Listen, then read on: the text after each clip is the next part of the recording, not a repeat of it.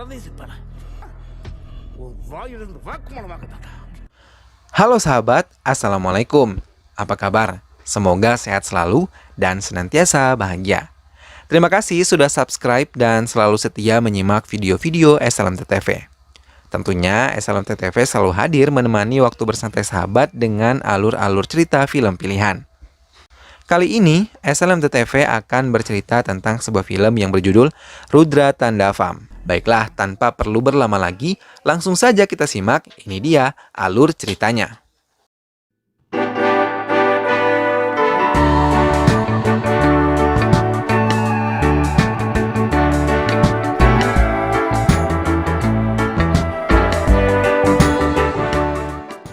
Rama Chandran mendatangi sebuah penjara untuk menemui seorang narapidana yang bernama Rudran memenangkan kasusnya.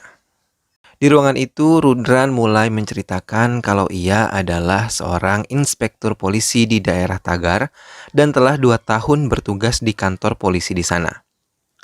Saat itu, ia diperintahkan untuk membentuk tim agar membongkar kejahatan yang mengarah kepada wanita-wanita muda. Rudra pun mulai membentuk tim dan menunjuk salah satu anggotanya bernama Janu agar menjadi calon korban yang akan menjebak pelaku yang biasa melakukan aksinya di sebuah diskotik malam. Janu pun telah siap pergi ke sebuah diskotik. Ia berdandan cantik dan menggunakan pakaian seksi.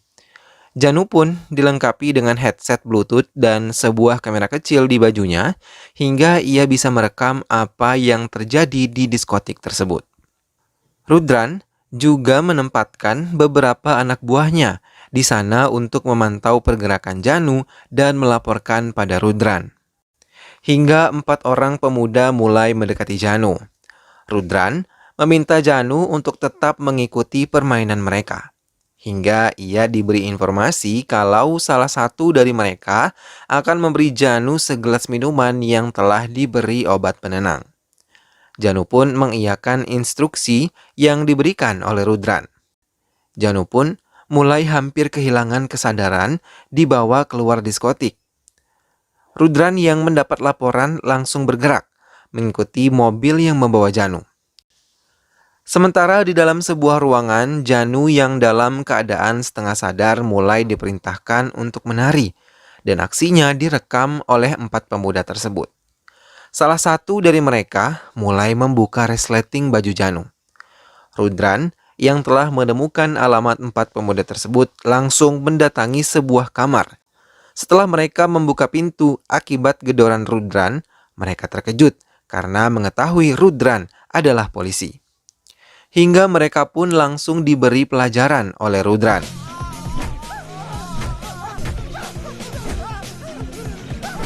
Setelah membereskan mereka, Rudran segera membawa Janu keluar dari ruangan tersebut. Pihak kepolisian pun merasa kagum atas keberhasilan Rudran memecahkan kasus yang sangat meresahkan masyarakat. Atas keberhasilannya, Rudran pun mendapat bonus langsung dari Mendagri dan diberi kuasa untuk memimpin salah satu kantor polisi yang ada di daerah Chennai Utara dan menempati salah satu kantor polisi N4.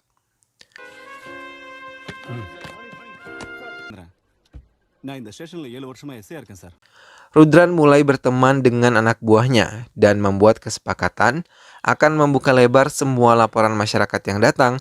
Bahkan ia juga mengumumkan nomor teleponnya secara langsung agar masyarakat bisa mengatakan keluhan kepada dirinya. Rudran pun ingin mengubah ketakutan masyarakat pada polisi agar mau bersahabat dengan polisi. Ia juga memerintahkan semua anak buahnya agar selalu ramah kepada semua masyarakat. Program kerja Rudran pun mulai dijalankan. Banyak warga yang mulai berani melaporkan segalanya yang membuat mereka terancam atau ketakutan. Rudran pun dengan cepat menanggapi dan menangani semua masalah masyarakat sehingga mengakibatkan masyarakat sekarang lebih dekat dan bersahabat dengan para polisi.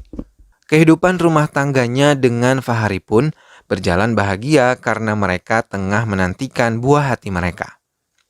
Rudran membentuk sebuah tim baru bernama DAD untuk memerangi narkoba yang sekarang sangat menakutkan. Salah satu tim mereka melaporkan kalau akan datang kiriman narkoba sebanyak 2 ton dengan berbagai macam narkoba di dalamnya dan berbagai macam bentuk agar bisa lolos dari intaian para polisi. Rudran mulai mendapatkan informasi tentang Ratam yang merupakan kaki tangan pengedar narkoba di daerah itu. Rudran menjanjikan akan membantu keluarga Ratam mulai dari kebutuhan pokok, biaya sekolah, hingga biaya pengobatan istrinya jika ia mau membantu pihak polisi mengatakan informasi tentang pengedaran narkoba saat ini. Ratam akhirnya mau buka mulut. Ia mengaku bahwa ia telah berkomunikasi melalui PUPG untuk memberikan informasi dan perintah kepadanya. Beberapa hari kemudian, Ratam mengatakan kalau ia mendapat pesan melalui PUPG bahwa bosnya akan mendapat kiriman narkoba melalui pelabuhan Kasmedi menggunakan kapal bernomor 1774 berwarna hijau. சொல்லுங்க பாய் நாளைக்கு 1774 green color. Oke. Rudran pun langsung bergerak bersama timnya menaiki sebuah kapal dan mencari keberadaan kapal musuh. Kabar yang diberikan oleh Ratam benar, karena Rudran melihat kapal dengan nomor 1774. Awak kapal musuh pun sadar kalau mereka telah diikuti oleh para polisi.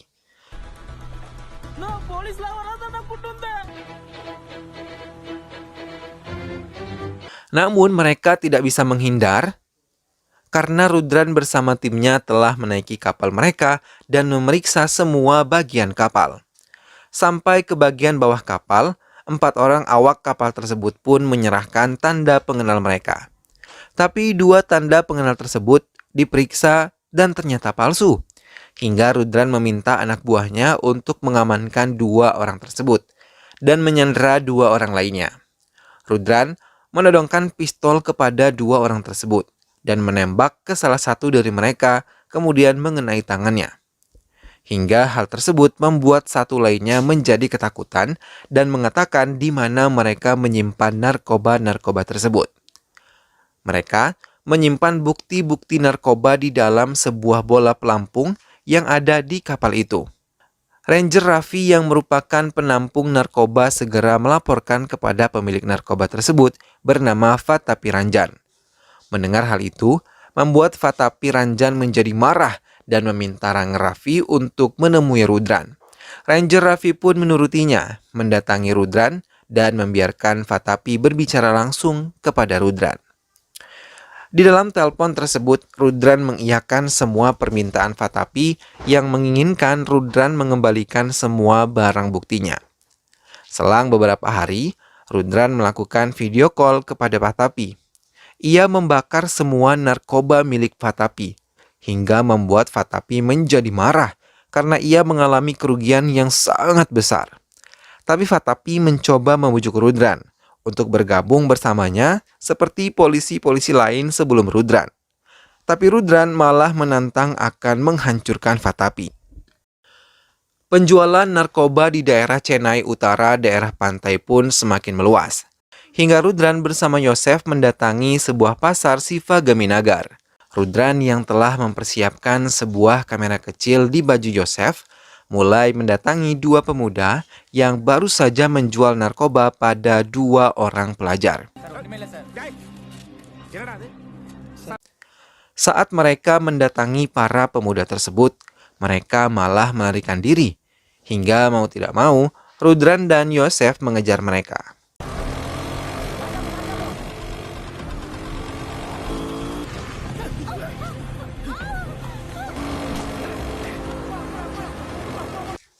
Karena kesal, Rudran menendang salah satu dari mereka, hingga mengakibatkan mereka kehilangan keseimbangan lalu tersungkur jatuh. Salah satu dari mereka terkena pembatas jalan, hingga Rudran membawanya ke rumah sakit.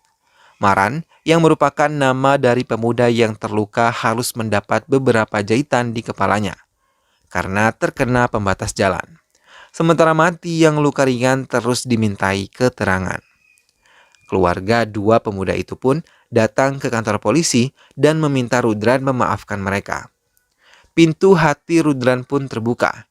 dan mengizinkan Mati serta Maran keluar dari kantor polisi tanpa dipenjara. Tapi Rudran meminta mereka menjauhi narkoba.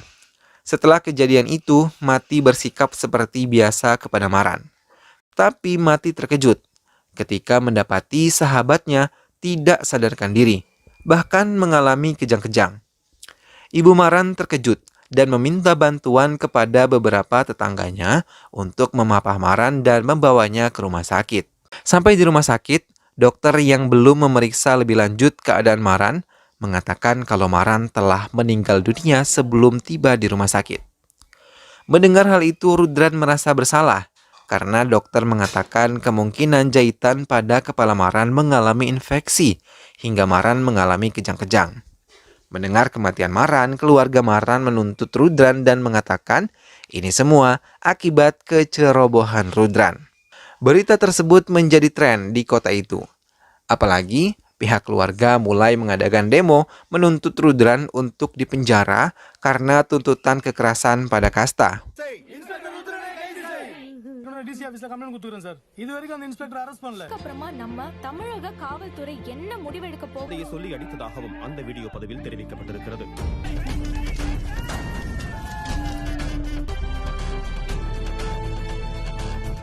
Keluarga yang menuntut Rudran pun akhirnya dikabulkan. Hingga sampai 6 bulan, Rudran berada di penjara. Rudran yang mengakhiri ceritanya meminta pengacaranya menyelidiki keberadaan anak dan istri Rudran karena semenjak di penjara, Varahi sama sekali tidak pernah datang menjenguknya. Akhirnya, Rudran dibebaskan dengan jaminan. Rudran pun mendatangi desa Varahi. Tapi saat melihat Rudran, Varahi malah mengusir Rudran dan tidak mengizinkan Rudran menemui putri mereka sebelum Rudran membuktikan ia tidak bersalah dengan kasus ini. Rudran pun menyanggupinya. Ia bertemu dengan Yosef dan merencanakan penyelidikan lagi terhadap kasusnya. Mereka pun mendatangi rumah Maran dan bertemu dengan Ibu Maran yang mengatakan mereka mendapat uang santunan yang besar dari kepala partai politik dan juga pemerintah. Tapi uang-uang tersebut malah menjadikan kakak Maran, Anbu, ingin menguasai uang tersebut. Setelah mengunjungi rumah Maran, mereka menemui Mati yang dalam keadaan setengah sadar. Ia mulai menceritakan awal mulanya Maran meninggal. Ia bercerita bahwa Maran menikmati narkoba berbentuk coklat yang ia curi dari kakaknya Anbu. Maran mengonsumsi terlalu banyak hingga mengakibatkan dirinya mabuk lalu tewas. Anbu dan Ranger Raffi pun ikut ke rumah sakit saat Maran ditemukan kejang-kejang.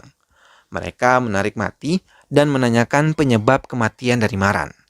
Mati mengatakan kalau Maran tewas karena berlebihan mengonsumsi coklat yang telah ia curi dari dagangan Anbu, kakaknya. Ranger Raffi pun melaporkan hal itu pada Fatapi, sekaligus membawa Anbu sebagai penanggung jawab karena coklat-coklat tersebut telah dicuri. Setelah mengetahui hal tersebut, Fatapi mulai menyusun rencana untuk menggunakan kematian Maran sebagai tumbal kehancuran Rudran yang selalu menghancurkan semua bisnis Fatapi. Ia memerintahkan Anbu untuk menggiring masyarakat dan meracuni masyarakat bahwa Rudra telah melakukan kekerasan kasta kepada Maran. Sidang kasus Rudran pun digelar. Rudran dan Yosef yang telah menyelidiki mengungkapkan kalau Rudran tidak melakukan kekerasan kasta. Mereka telah memberikan bukti pembaptisan Maran yang membuktikan kalau Maran telah memeluk agama Kristen, tapi belum memiliki sertifikat untuk agama barunya. They are not Hindus. Sidang ditunda oleh hakim untuk menyelidiki kebenaran video yang dibawa oleh pengacara Rudran. Fatapi yang merasa akan kalah menghadapi Rudran merencanakan untuk membunuh Anbu. Ia pun memerintahkan Ranger Raffi untuk melakukan rencananya. Sidang lanjutan Rudran pun kembali digelar. Kali ini hakim meminta Anbu untuk menjadi saksi.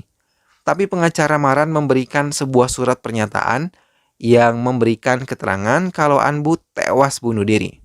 Hingga lagi-lagi sidangnya ditunda. Kali ini Fatapi mendatangi Yosef dan mencari rekaman yang akan menjadi bukti di sidang esok hari. Tapi anak buah Fatapi tidak menemukan apapun. hingga Fatapi langsung memukuli Yosef sampai terluka parah hingga Yosef tidak bisa menjadi saksi di persidangan. Sidang kali ini menghadirkan Mati sebagai saksi. Ia mengatakan semua yang ia alami dengan jujur kepada hakim hingga mereka dilarikan ke rumah sakit saat Maran terluka dan mengatakan Rudran sama sekali tidak mengancam Mati. Dan Maran malah Rudran berbuat sangat baik kepada mereka. Ia juga mengatakan kalau Maran tewas karena mengonsumsi coklat yang ternyata adalah narkoba. Maran mengonsumsi coklat tersebut secara berlebihan, hingga akhirnya ia overdosis dan meninggal dunia. Saat itu, Mati tidak berani mengatakan kebenarannya, karena ibu dan adiknya diancam Ranger Raffi dan juga Ambu. Hingga mau tidak mau, ia mengikuti permainan Ambu dan juga Ranger Raffi. Namun pengacara Maran malah mengatakan kalau Mati dan Rudran bekerja sama karena satu kasta dan satu agama. Mendengar hal itu, Mati mengatakan ia sama sekali tidak mempermasalahkan kasta dan juga agama saat bersahabat dengan Maran. Mendengar semua kesaksian Mati, hakim meminta Indrasena memberikan bukti yang lebih kuat lagi dan sidang pun ditunda kembali. Kali ini Rudran mendapatkan informasi kalau Fatapi akan menyelundupkan narkoba di sebuah gudang kotak logam. Dengan bergegas, Rudran mendatangi tempat tersebut. Di gudang itu, semua anak buah Fatapi tengah sibuk membungkus semua narkoba agar dapat lolos dari pemeriksaan polisi. Rudran yang telah tiba di gudang tersebut langsung menghajar semua anak buah Fatapi.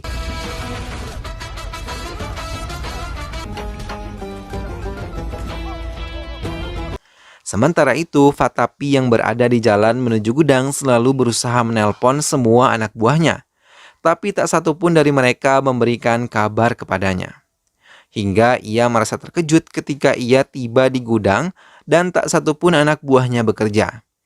Ia malah melihat Rudran yang datang mendekatinya dan mengakui kalau ia yang telah menghancurkan semuanya. Fatapi pun marah dan langsung menyerang Rudran.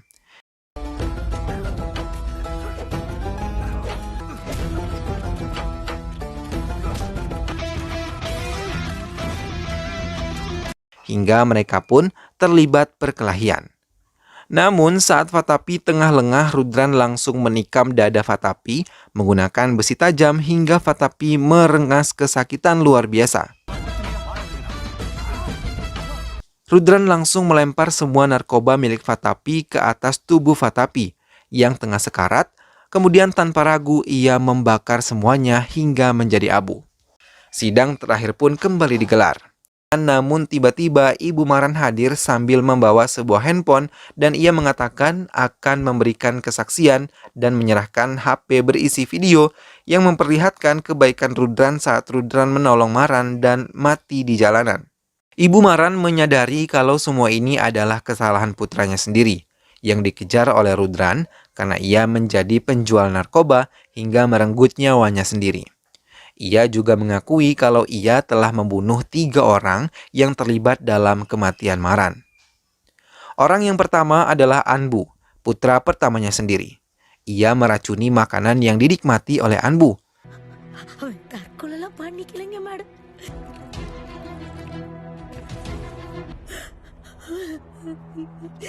Orang kedua adalah Ranger Raffi, yang dibunuhnya dengan menghantamkan kepalanya dengan besi pemukul es dan menenggelamkan mayatnya di kolam es. Orang ketiga adalah Fatapi. Ia mengakui perbuatan Rudran sebagai perbuatannya yang membakar Fatapi bersama narkoba miliknya. Saat mengetahui semua kebenarannya, maka ia memutuskan untuk membunuh orang-orang yang telah mengakibatkan kematian Maran. Mendengar penjelasan itu, membuat hakim memutuskan bahwa Rudran tidak bersalah. Ia memberi hukuman kepada Ana Laksmi, Ibu Maran, 15 hari di penjara. Semua yang menghadiri persidangan itu meninggalkan ruangan sidang. Ana Laksmi yang dikawal polisi meminta izin untuk dirinya berbicara kepada Rudran. Ana Laksmi mengatakan ia rela mengakui kebohongan untuk melindungi Rudran karena ia sadar banyak orang yang membutuhkan polisi seperti Rudran. Ana Laksmi pun membawa putri dan istri Rudran.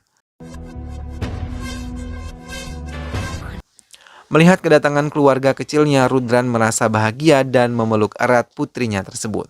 Film pun selesai.